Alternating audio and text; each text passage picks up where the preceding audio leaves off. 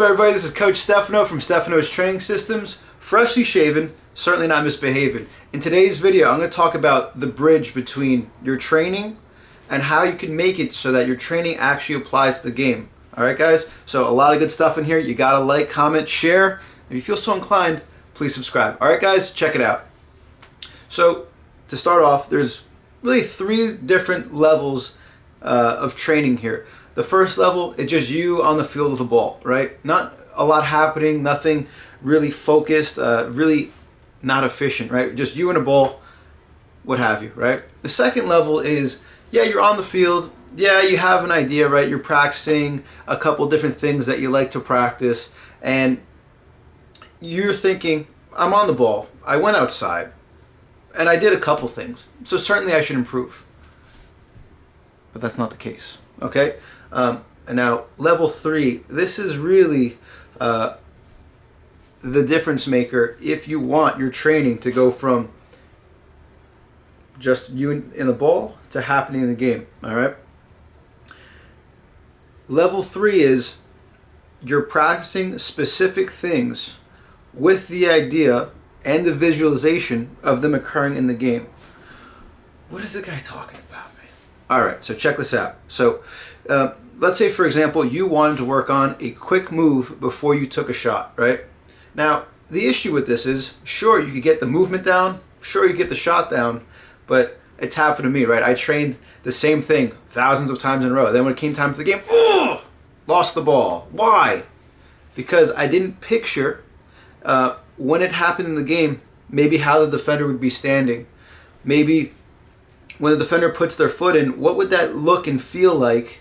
And how could I time it, right? Or if the defender's standing a certain way and I'm in a certain position, what would that be like? And what is the timing of it like, right? Like, how could I tell that it was time to hit the in-out and then cut in and shoot it, right? What cues, what references, what context of the game am I in where that's going to happen and then my move is going to turn into a successful goal or a successful play, right? And now I'm going to hit you guys with a little bit of a story here. So there was a guy, he goes to make a study regarding basketball. Coach Stefano is a soccer channel. What are you talking about? Please bear with me for a second here, okay?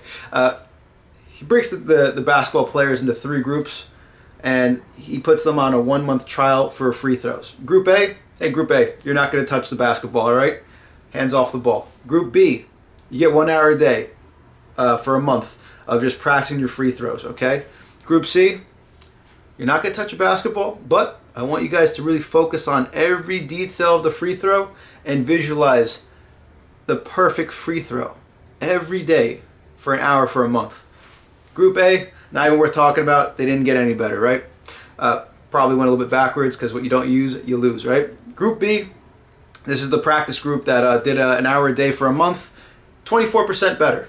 Pretty good, right? Train a little bit, got better. Group C, didn't touch a basketball, but they got 23% better by applying just their brain to the idea of the perfect free throw. They didn't touch a basketball, but they almost got just as good as the person who went and actually shot the basketball. Okay, bringing it back, all right? So when you're training, right, if you want your repetitions to be successful in the game, right, you got to bridge your training into the game. It's one thing to do training, right? You don't want to be a practice player where your training's really good. When you're at practice, you're the king, or you're the top of the top, right?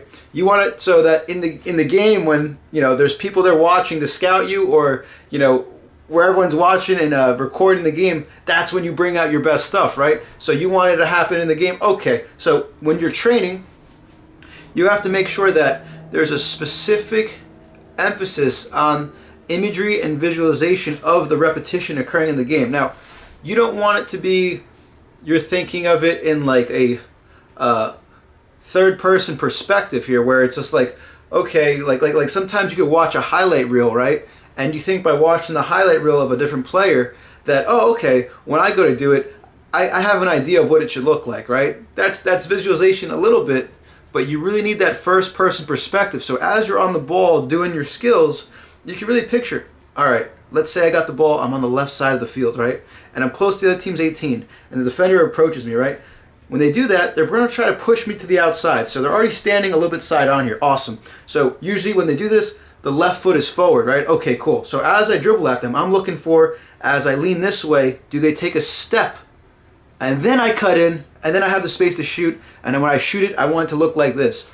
Now you see that I'm putting that mental rep on you, right? When you do a bunch of mental reps like this, while you're actually on the ball, when it comes time for the game, you've been there 1,002 times. Could you imagine the defender? Was the defender mentally there 1,002 times?